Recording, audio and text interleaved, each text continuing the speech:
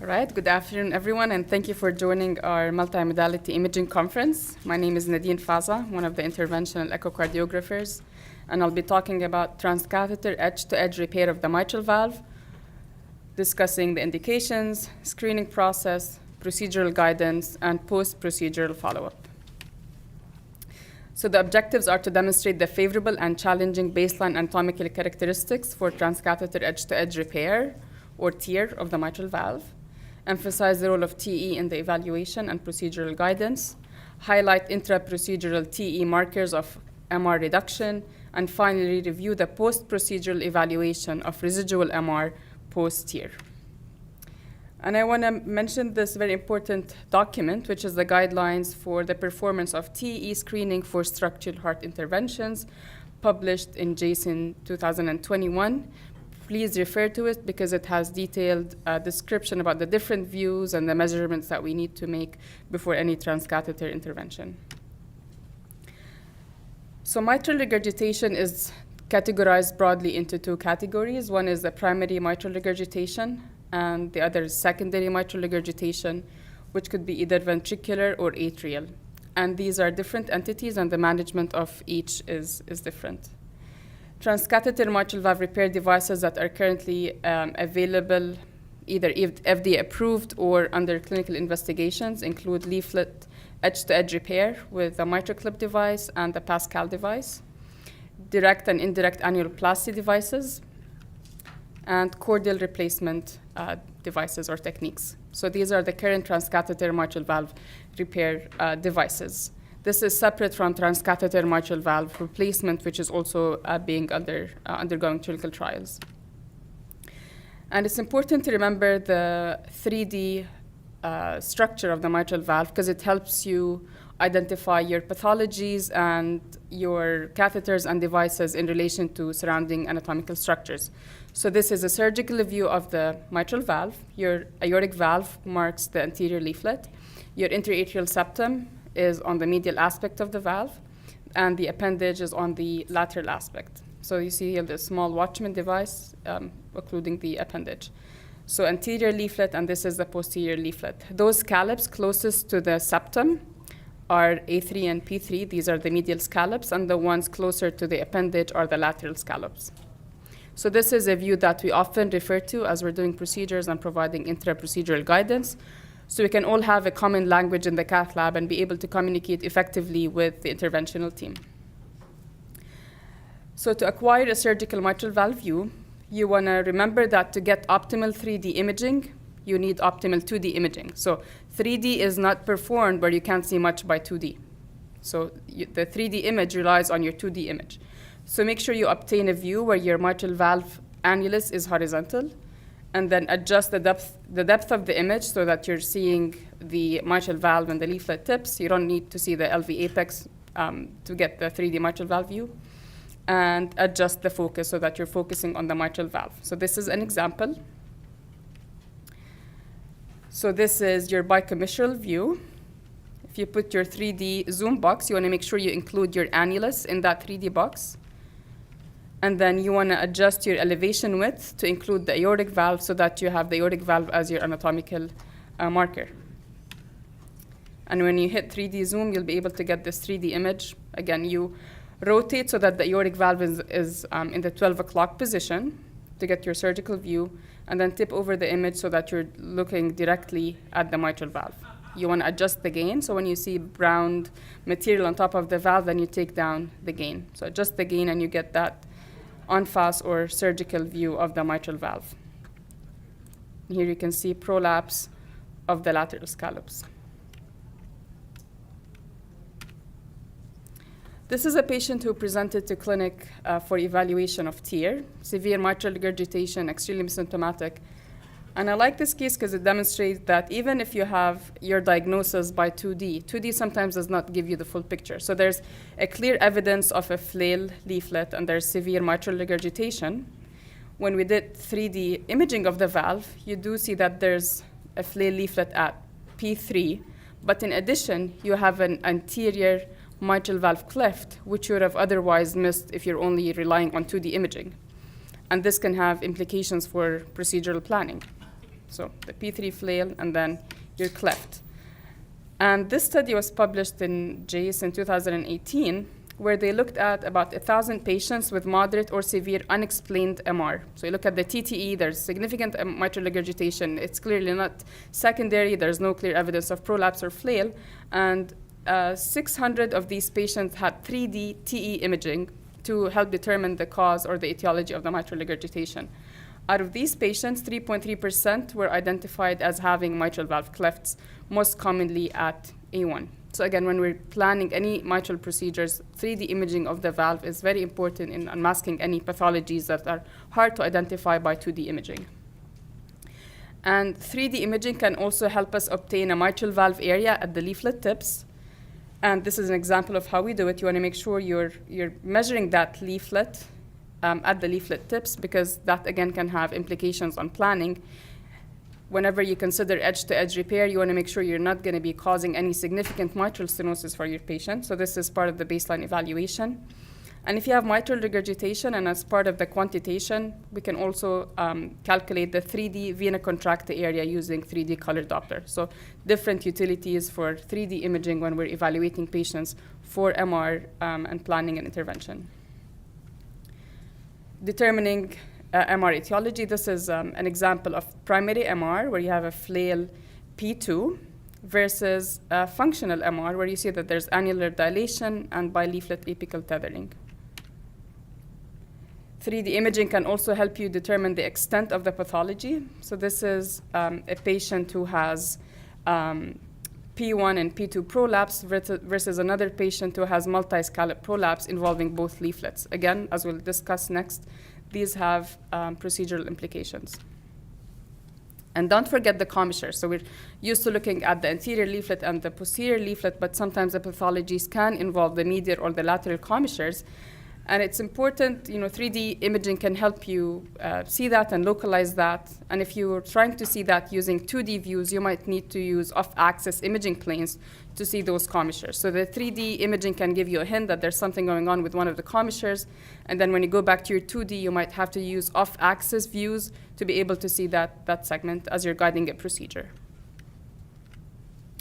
So what is the role of TE in TEER? So one, like we discussed, identify the pathology, confirm the severity of mitral regurgitation, evaluate the anatomical suitability for TEER, and this is the focus of this talk. So determining the site of pathology, the leaflet length, the width of the jet, and the 3D mitral valve area. TE guides your intervention and finally detects any immediate complications. This is the Everest trial. That was the first trial that looked at the role of TEER in treating patients with degenerative or primary mitral regurgitation. And it showed that TEER was maybe less effective in reducing MR compared to surgery, but was associated with superior safety and similar improvement in clinical outcomes. And this was published in 2011. So TEER with a MitraClip device was approved for the management of primary mitral regurgitation before it became approved for secondary mitral regurgitation.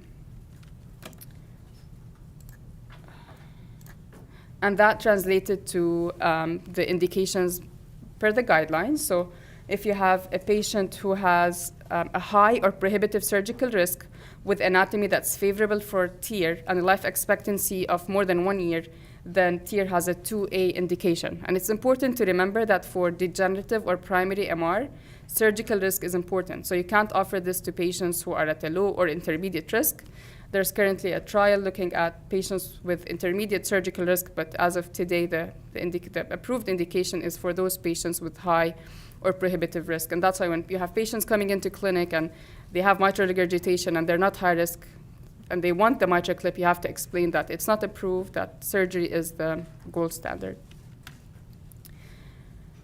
So when we're talking about degenerative mitral regurgitation or primary mitral regurgitation, there are different factors that are taken into consideration when you're evaluating these patients for intervention to tell them about their suitability for the procedure, the likelihood of success, and the treatment strategy. So the feasible or the favorable anatomical phenotypes, including those with either A2 or P2 pathologies, those are easier to tackle compared to the medial ones or lateral ones. You want to make sure there are no calcifications on the leaflets. Those are typically easier to do. If you have calcifications at the grasping zone, it becomes more complicated. When the mitral valve area is more than 4 centimeters and the gradient is less than 4, then you're less likely to cause any mitral stenosis. When your flail width is less than 15 millimeters or flail gap less than 10 millimeters, that's also a very reassuring anatomical characteristic that you look at. So this is the best case scenario. A2, P2, flail gap that's less than 10, flail width less than 15, or if you have focal prolapse, and you have a large valve, and you have a low gradient, and you don't have any calcifications. The more challenging ones where you're unlikely to be successful are when you have severe Barlow's where everything is prolapsing, multi-scallop, bileaflet prolapse, or if you have extensive calcifications at your grasping zone that you don't want to grasp calcifications, or when your mitral valve area is small, less than 3.5, or you're starting with a gradient of more than 5, then you're more likely to cause mitral stenosis. And then in between could go either way. But it's important to remember that, with the Everest trial, the choice of devices we had were limited. We only had maybe one small clip, but nowadays we have different clips with different sizes, different lengths, different widths, so that helps us tackle different pathologies. And what was considered to be more challenging now is feasible because of the advances in device technology, procedural guidance, and imaging. So this is a slide to demonstrate the different MitraClip devices that we use in our interventions. And the reason I want to show this slide is to show you how we can use imaging to determine what device to use in which patient. So it's a dense slide, but I think it's one of the key slides of my talk. Basically, we have narrow clips, wide clips, short clips, and long clips, and in different combinations. So you can have a narrow and short. You can have narrow and wide, narrow and long. You can have wide, short, and wide, long. So when do we use each clip, and how does your report, when you're reading a TEE, affect the strategy for clipping? So for the wide clips that are long, so wide and long, these are the XCWs. Those are the ones that you use to treat central pathologies where you have long or redundant leaflets. So you want to measure your posterior leaflet and make sure it's at least 9 millimeters. And when you don't have any calcifications, and when you have large coaptation gaps or heights. So you can use your long and wide clip, the XCW. So this is the preferred clip for large flail gaps, bileaflet prolapse, basically primary mitral regurgitation. The XT, which is still the long but narrower clip, is usually a clip that can serve as a second or third clip in primary cases where you don't want to really increase the gradient that much, but you have enough leaflet, you have redundant tissue, so you want to use a long clip. The NTW, that's the short and the wide, is preferred for secondary mitral regurgitation. Again, unlike primary mitral regurgitation, you don't have excessive tissue, you don't have redundant tissue. And you also use the short clips when you have pathologies in the commissures, or when you have short leaflets between 6 to 9 millimeters, where you have MAC. So you don't want to go all the way into the annulus and grasp the leaflet. So you measure the leaflet length beyond the MAC. And when you have small coaptation or flail gaps. The short and the narrow clip, the NT, which is the smaller, is the one you use when you have an area that's borderline, about 3.5, or when the gradient is close to 5. So again, the choice of clip depends on the type of pathology, functional versus primary. The leaflet length, your posterior leaflet length, where you have your pathology, and then it depends on your baseline area, the gradient, and that's kind of how we make that choice. The Pascal device is another device that's FDA approved for degenerative mitral regurgitation, and this is a class 2 randomized trial that showed that it's non-inferior to the MitraClip device. So I'll start with the procedural guidance, and the first step of TEER is the transseptal puncture to get to the left atrium. Your ideal transseptal puncture site is going to be superior and posterior in the fossa ovalis. And the height from the mitral valve annulus is usually between 4 and 5. If you're dealing with medial pathologies, you want to be higher because you want to have enough space in the left atrium to maneuver your catheters and direct your devices towards the mitral annulus. If you're too If you're too shallow or your depth is not enough, there's not going to leave you for much room to maneuver. The way we determine where we should puncture is using a biplane imaging. So this is a short axis view, and this shows you the aortic valve, and the fossa ovalis is right here. So you want to be away from the aortic valve. So you want to be posterior. And when you X-plane or biplane through that, you get like a bicaval view. So this is the SVC, this is the superior aspect and inferior aspect. So you want to be more superior and posterior, and you want to measure about 4 to 5 centimeters from the mitral annulus.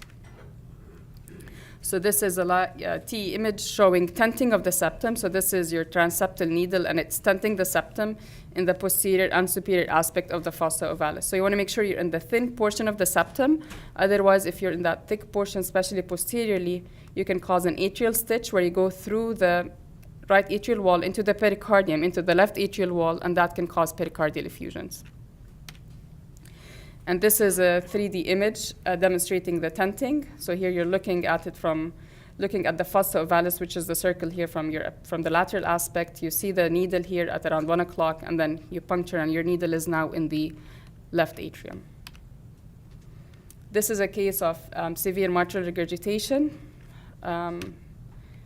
You have your P2 prolapse, severe mitral regurgitation. So we did the transseptal puncture, and then just to demonstrate to you, again, the utility of 3D imaging, when you're using catheters and wires and devices, 3D imaging helps you kind of localize your catheters and devices in relation to different anatomical structures. So this is your guide catheter, and this is the mitral clip as you're crossing the septum into the left atrium. This structure here is, I don't know if you can see my mouse, but this tells you where the level of the pulmonary veins are. So this is the Coumadin ridge, and you want to be away from the Coumadin ridge as you're making your way towards the mitral valve. Again, 3D imaging helps you position the device. So here we're making sure that our mitral clip, which is now is an open position, is perpendicular to the line of coaptation. It's right above that P2 segment that we're trying to clip. So again, after the transseptal puncture, we rely on a combination of 2D and 3D imaging to orient the mitral clip to where the pathology is and make sure it's perpendicular to it. Once you advance the mitral clip device into the LV, then you want to go to your grasping view, and that's usually a long axis view. And what you want to make sure you see here is you want to make sure that both leaflets are going into the arms of the clip, and that they're going all the way into that V part of the clip, so that you have enough leaflet to grasp. Otherwise, if you're just grasping part of it, then the leaflets can slip out. So you confirm that you're where you need to be, and you watch the leaflets kind of rest in the arms. And then you close the clip, and you evaluate for residual mitral regurgitation. Again, this is a 3D image showing that we here have created this tissue bridge between the anterior and the posterior leaflets. You have a double orificed mitral valve, and when you apply color, there's only mild mitral regurgitation. So basically what you've done is you're approximating the anterior leaflet and the posterior leaflet, in many cases creating a double orifice valve if you're using one clip, and that leads to reduction in mitral regurgitation. How do we determine if we are successful in reducing mitral regurgitation, particularly if the color is not very clear? When it's mild or trace, it's easy to tell it's mild or trace. Sometimes it looks like mild to moderate, maybe moderate. How do you know you have to stop? How do you know you should keep going? So there are different ways that we can do this. So one is we look at the pulmonary vein. So in this case, the patient has systolic flow reversal at baseline. And then after we put in the clip, you see that there's an upright S wave. It's still blunted, but it's an upright S wave compared to the reversal, so that indicates reduction in LA pressure. We also measure the LVOT stroke volume using deep transgastric views, and we notice here that there's an increase in the LVOT stroke volume, because if you've reduced your MR, then the volume is going somewhere else, and that's your LVOT. So by looking at the LVOT stroke volume, that gives you an idea of the hemodynamic improvement post here. And the example I showed you was an A2P2 pathology, but let's say we're dealing with A3P3 or A1P1. Then again, the clip, remember, this is the line of coaptation, that smiley face, and your device needs to be perpendicular to that. So again, 3D imaging helps you orient the clip where it's either kind of slightly counterclocked here or clockwise rotated here to make sure that you're perpendicular to the line of the coaptation. You had a question? How dependent is the flow reversal on the afterload?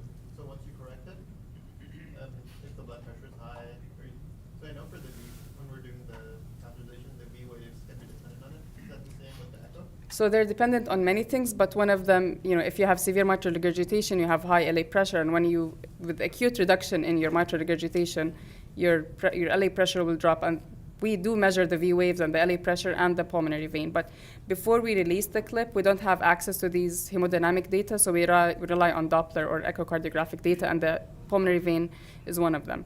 But again, sometimes you have mild or trace MR, and you still have blunting of your pulmonary veins. But if you see that it's now upright or it's dominant, then that's a reassuring feature. This is a more less straightforward case, but kind of demonstrating the same. This is a case of P2 flail, but this patient had MAC, and it's mild MAC here at the posterior annulus. So you see that there's an eccentric severe mitral regurgitant jet. If you do 3D imaging, you see that spot of MAC right here, but it's more medial than where the pathology is. Again, some of the baseline things we always measure, we confirm the MR severity, keeping in mind that when the patients are under anesthesia, this is not the best time to assess mitral regurgitation severity sometimes, because that leads to alterations in the loading conditions. You get your mitral valve area, and you get your diastolic mitral valve gradient. Again, because that kind of helps you determine if you're more likely to cause mitral stenosis, and that can help with your clip choice. And we oriented the clip right above A2P2, away from that chunk of calcium at the annulus. And this is the grasping view where the leaflets are resting on the clip arms.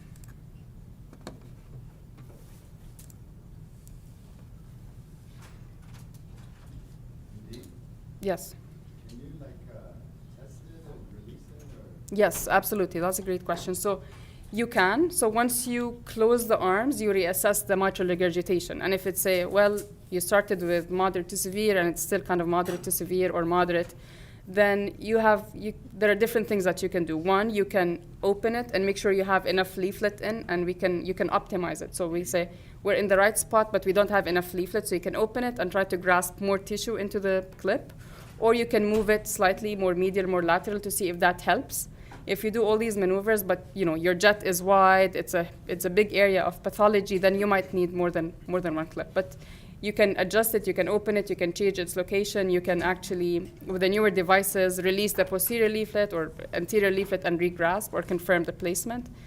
And once you've done all these things and you think you're in a good spot, you can deploy and then add another clip. And once this clip was deployed, there was mild residual mitral regurgitation, and the gradient was acceptable at 2. Again, similarly, reversal of flow in the pulmonary veins turned into kind of dominant, semi-dominant flow, systolic flow, and then was increased in the LVOT stroke volume. Again, this double orifice mitral valve, and this is the chunk of calcium that we were trying to avoid.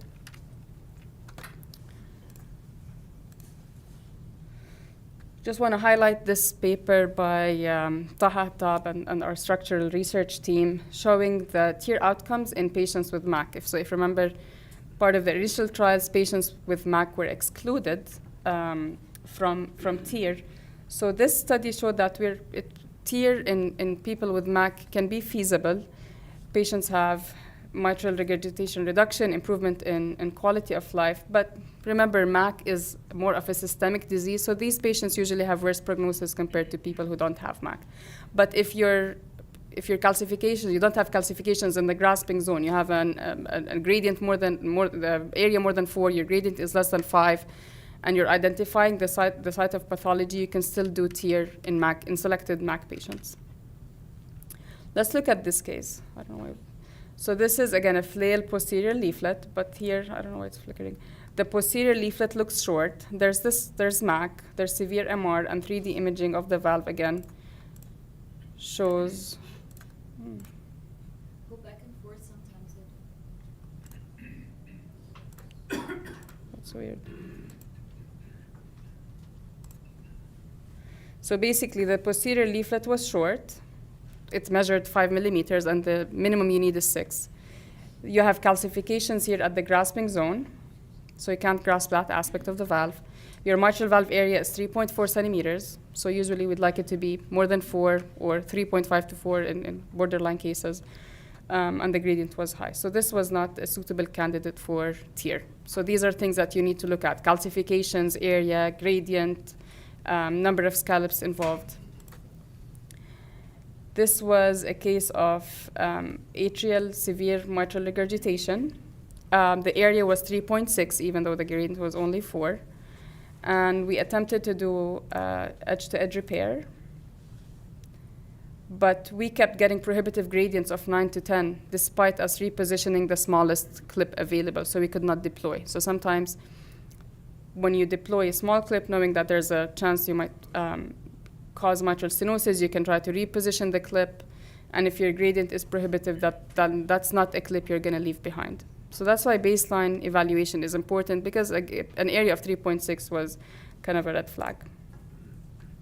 This is another case of a large flail gap, more than 19 millimeters, which is more than the Everest trial included.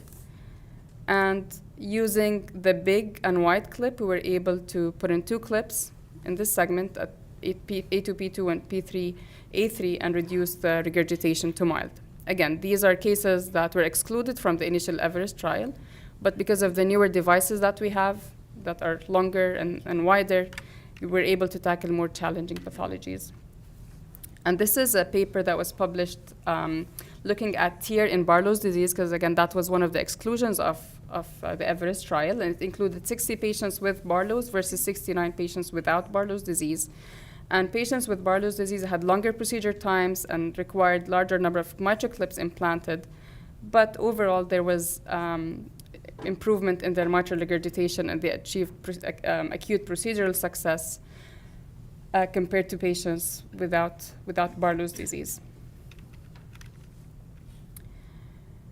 Again, we discussed the pathologies involving the commissures. So this is, again, one of the cases where you use off-axis views to treat this medial flail, and this was published by Dr. Eleonora Avenatti in Case Journal, again, showing that this is your flail in the medial commissure, and then we deployed the clip right in the medial commissure area. And the reason I bring this up is, again, you want to make sure you're using a small clip, because anytime you're in the commissures, you're very close to the subvalvular apparatus and the cord, and this can increase the risk of entanglement. So you can get entangled in the cords, and you can rupture a cord, and that can lead to flail segments. So when you're in the commissures, make sure to use smaller clips and try to minimize any movement you do in the LV. We try to orient the clip in the LA, because any maneuvers in the LV can cause cord entanglement.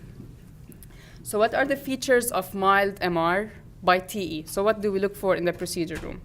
So significant color reduction is one of the features. So if your jet is very small, it's clearly mild, then this is a feature suggestive of mild, obviously. If you have a small vena contracta less than 0.3 centimeters of individual MR jets, if you have a small flow convergence radius, or you have a central MR with limited penetration into the left atrium, these are all reassuring features. Significant reduction in vena contracta area by 3D color. So we can use 3D color to determine the vena contracta area, and if you have reduction in that, that's also suggestive that you have mild MR, especially if your vena contracta area is less than 0.2. Improvement or normalization of the pulmonary venous flow, again, is suggestive that you have reduction in your mitral regurgitation. And then improvement in the LVOT stroke volume. And finally, appearance of some smoke in the LA. Spontaneous contrast in the LA or the left atrial appendage is indicative of significant reduction of mitral regurgitation.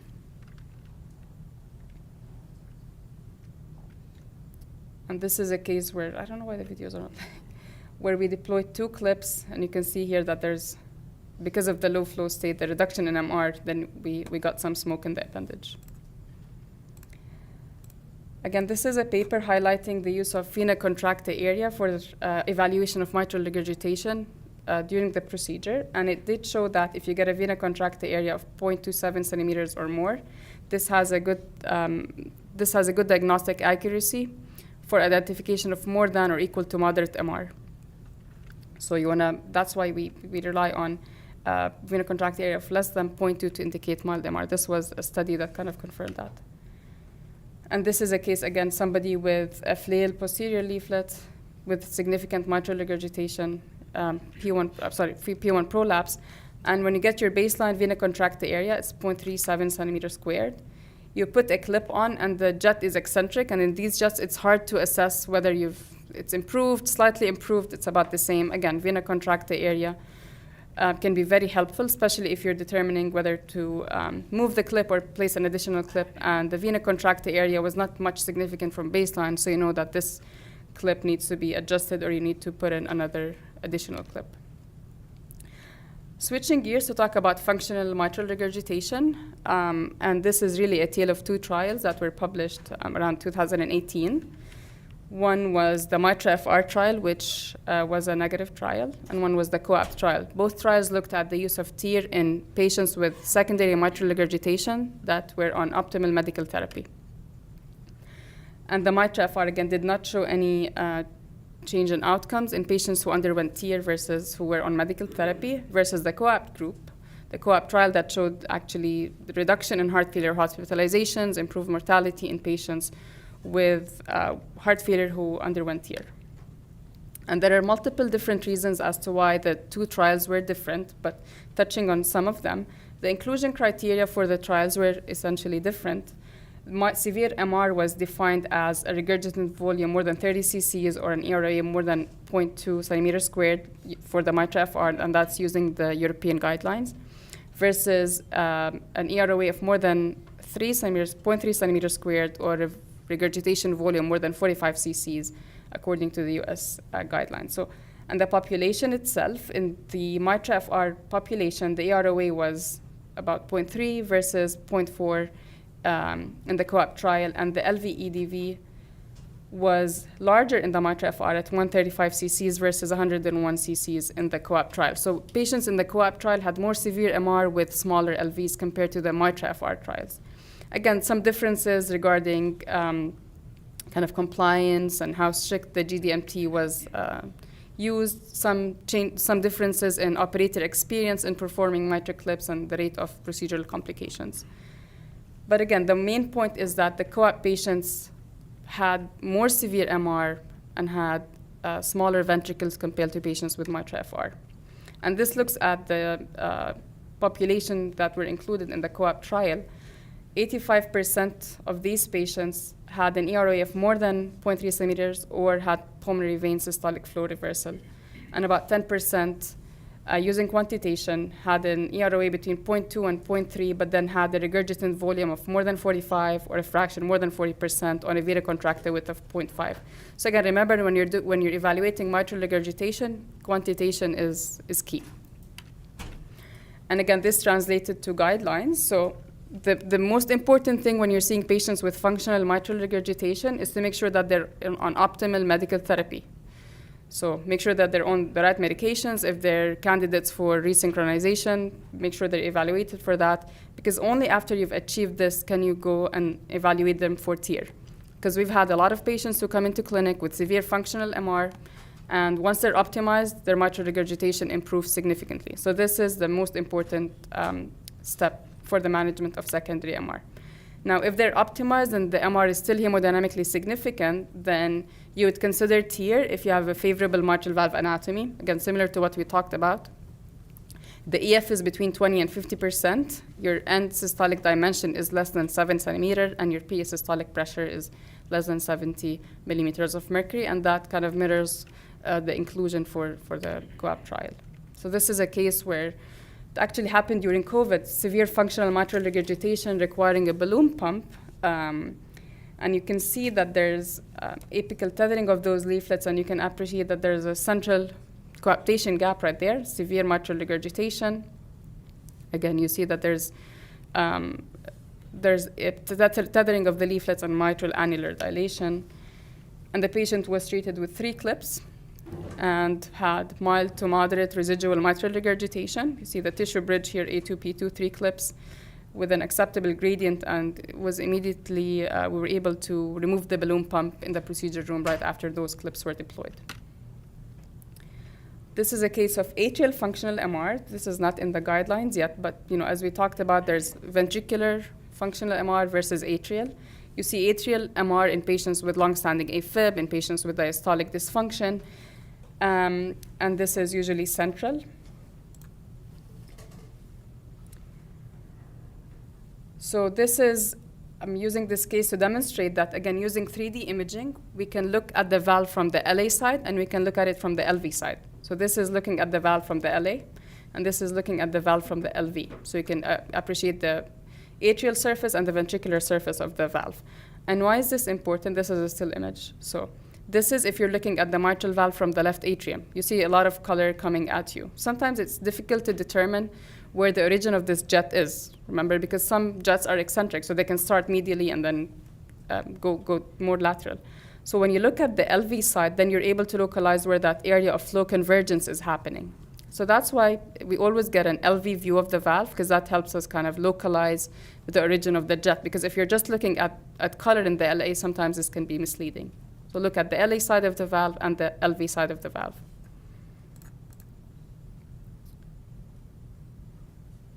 Okay. When you implant, in this case, the atrial functional MR, we deployed one clip right here, and there was significant residual mitral regurgitation. Again, we talk about the different options at that point. We either move this clip more lateral, or we deploy a second clip. And sometimes we do try in the cath lab moving the clip more lateral, and then if you move it more lateral here, and then you end up with two significant jets on the medialar and lateral aspect of the clip, then you just go back to your original position and deploy additional clips. And then, I don't know why this is flickering. So X-plane here or biplane imaging helps you determine if this is a good landing zone for the additional clip. So you put your X-plane through that target area and you evaluate your landing zone to make sure you have enough leaflet to place an additional clip. And in that case, we're able to put in another clip and ended up with a mild residual MR. Again, this is another paper by our structural research group looking at TEER outcomes according to intraprocedural hemodynamic profiles. So the good thing or the nice thing about being in the cath lab is that you have the echo data and you have hemodynamics data. You have the LA pressure, you have the V wave, you have the Doppler data. So what our group did is they categorized patients into 3 different hemodynamic profiles, taking into consideration Doppler data and hemodynamic data. So if you had none of these components, then that's going to be your optimal risk profile. 1, mixed, 2 or more, that's a poor hemodynamic profile. So what are these different groups? So MR reduction by less than 3 grades. You look at the S wave of the pulmonary vein. So if the TVI of the S wave, the increment by less than 8 centimeters, that's a negative thing. And if you have residual mean left atrial pressure of more than 15, that's another factor. So if you have none of these, meaning you have achieved MR reduction by more than 3 grades, you did have an increase in your S wave TVI, or if you have a mean LA pressure less than 15, then that's your optimal profile. And you can look at the event-free survival stratified by these different hemodynamic profiles, showing that the best profile is obviously the optimal one, followed by the mixed, followed by the poor profile. Similarly, they looked at the echocardiographic profiling, predicting outcomes. So this is using your discharge echo. So again, the different profiles, optimal, mixed, and poor. So discharge TR of moderate or more, discharge mitral regurgitation of moderate or more, or a mean gradient across the mitral valve of more than 5. So if you didn't have any of these factors, then this is your optimal profile, followed by mixed if you have one of these, versus poor if you have 2 or more. And again, that shows survival benefit in patients who had the optimal profile, meaning TR less than moderate, MR less than moderate, and a discharge mean gradient less than 5.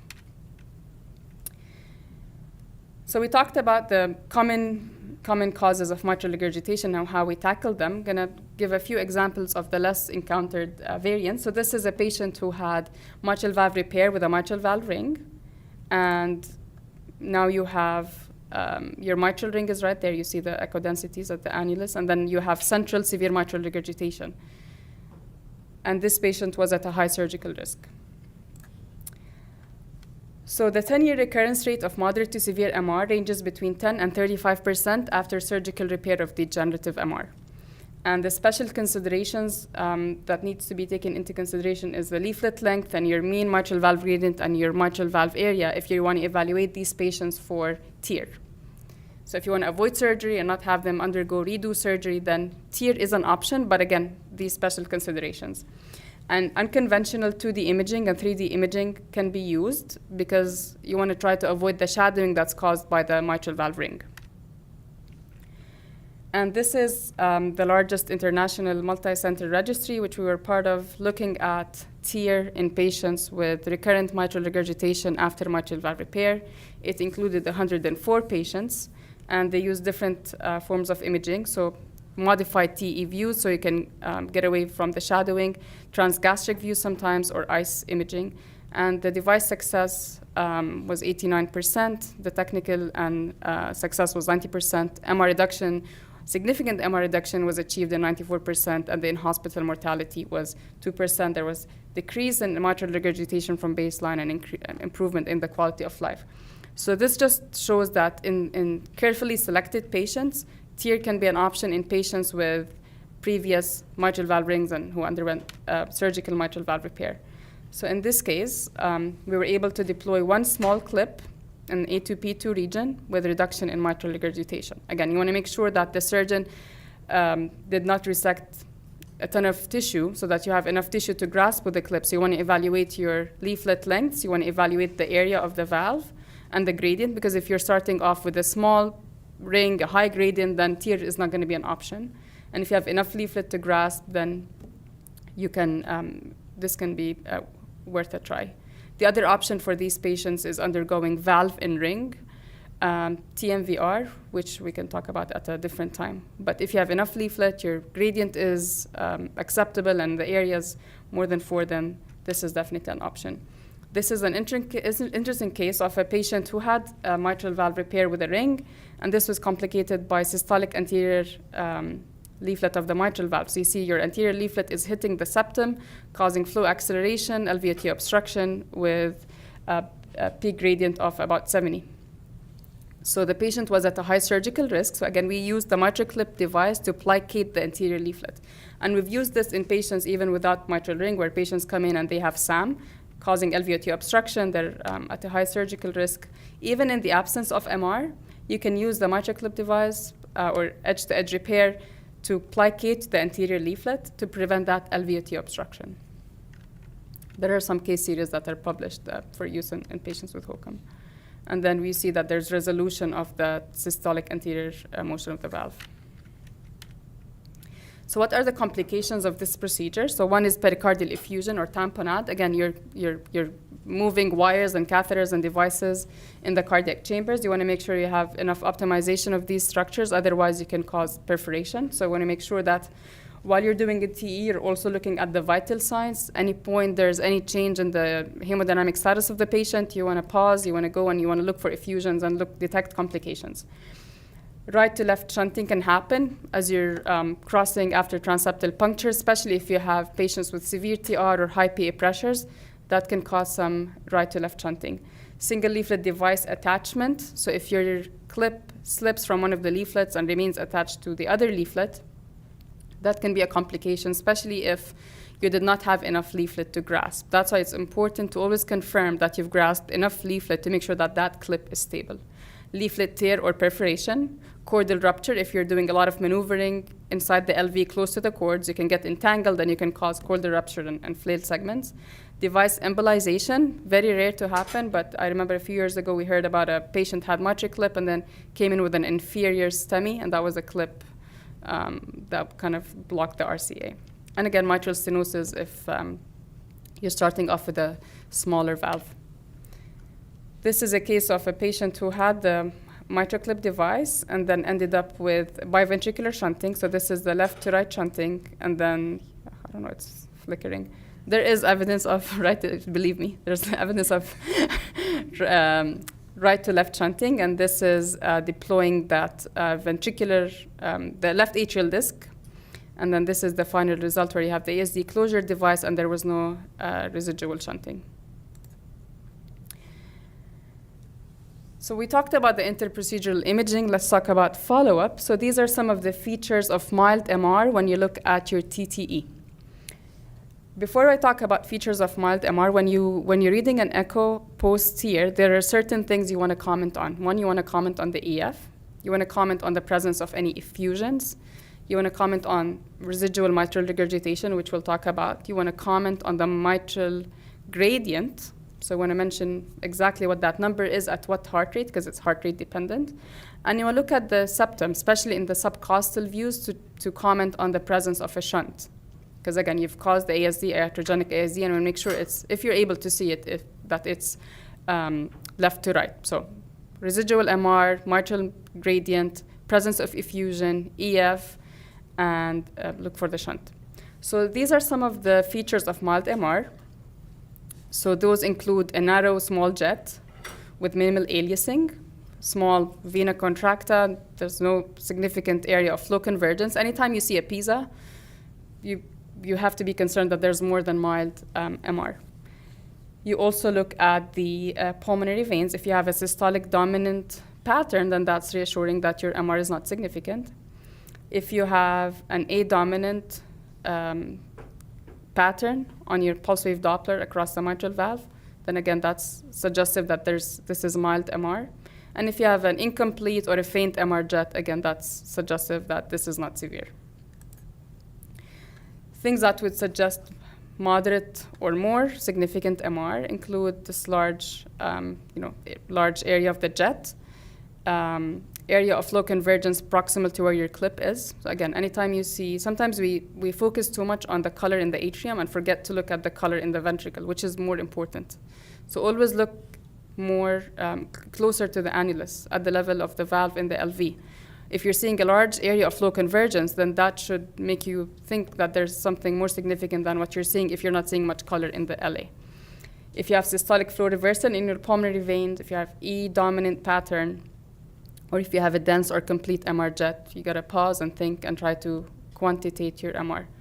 We can't use PISA when you have a clip, it doesn't apply. So I would, if you have a mitral clip case and you see a lot of color or suggest other features that I discussed that are suggestive of significant MR, make every attempt to quantify the MR. So get your biplane, get your stroke volume, get your LVOT stroke volume, try to get a regurgitant volume, regurgitant fraction.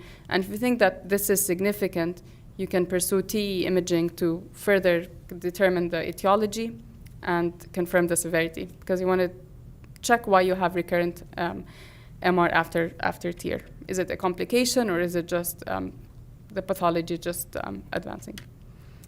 This is a patient who had 3 mitral clips in the past, came in for evaluation. So this is a short axis view demonstrating those clips, at least 2 of them. We see that very clearly.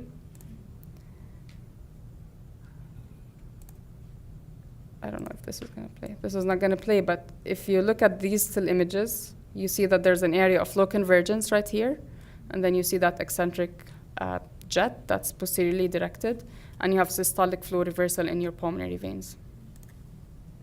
When we did the TEE, again, remember he had 3 clips, 1, 2, 3.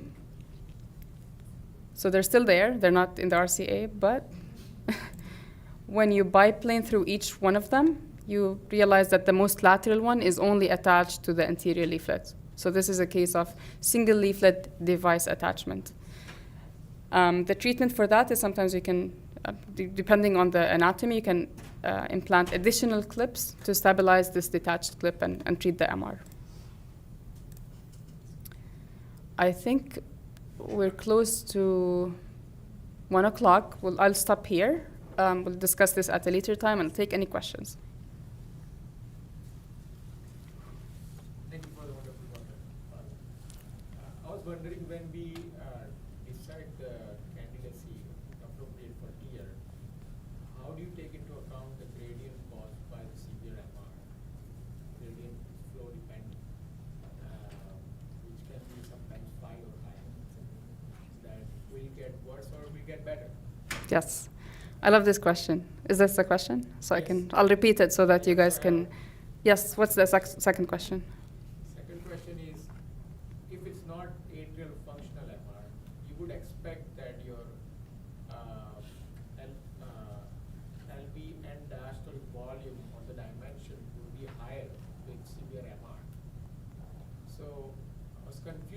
comparing the mitral FR and COAPT trial, then mitral FR had moderate MR, more of a moderate MR, but more dilated LV compared to COAPT trial, where severe MR with less dilated LV. What's the explanation behind? Perfect. So let's start with the first one, where we know that the mitral gradient also can be flow dependent. So when you have severe mitral regurgitation, that can increase your mitral valve gradient. So that's true. Sometimes we look and it's 5. I'm like, is it 5 because there's a lot of MR, and then if we reduce it, it's going to be 3, or is it 5, and then if we put a clip on, it's going to be 6 or 7? And that's why we need the area.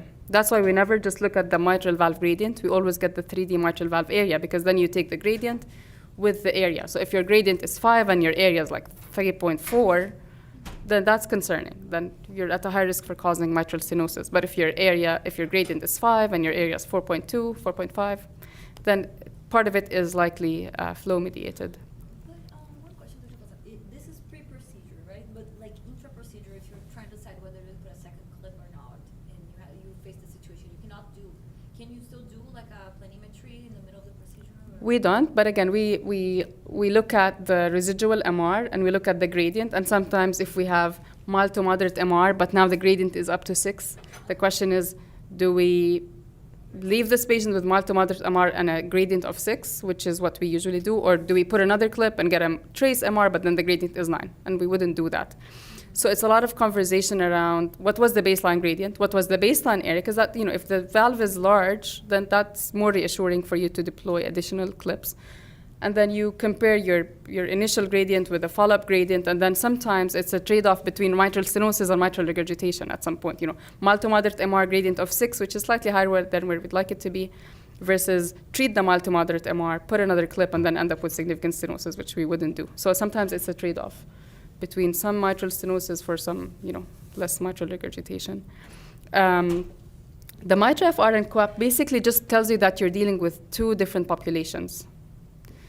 And again, it's a spectrum, right? So, some patients, think of it as patients with heart failure. Some patients you can treat with medications and do TEER and things like that, and others are just too far gone, EF is down, LV super dilated. Those are the patients that we would consider for advanced therapies. We wouldn't do MitraClip or TEER procedures on. So that just, the differences in the LV volumes just tell you it's a different population.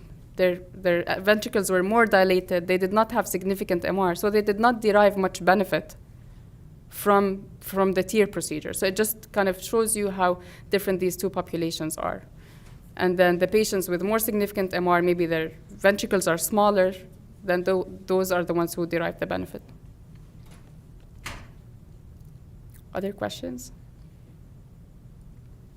As a follow-up to that, just to clarify, larger ventricles would mean that theoretically the functional MR should be worse, right?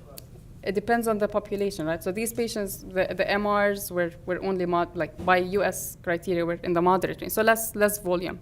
So they had less MR and they had bigger ventricles. We're not saying that each big ventricle is going to result in moderate MR. We're just describing the people who were included in the trial. And there was a concept that was studied that talks about proportionate or disproportionate MR. And we can discuss this further. Basically looking again at COAPT and mitral FR and saying that these patients had disproportionate MR in relation to their LV size. So there was this concept of proportionate and disproportionate MR that was also studied to kind of try to explain the difference in outcomes between these 2 trials.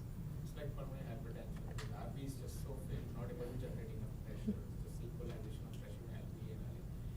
I have like off-label question, kind of. Uh-oh, we can stop recording. No, have you used off-label TEER procedure patient with HOCM, obstructive cardiomyopathy, not a surgical candidate, did not benefit from alcohol septal ablation, is more SAM-derived gradient than actual septal thickening? It's a very specific case.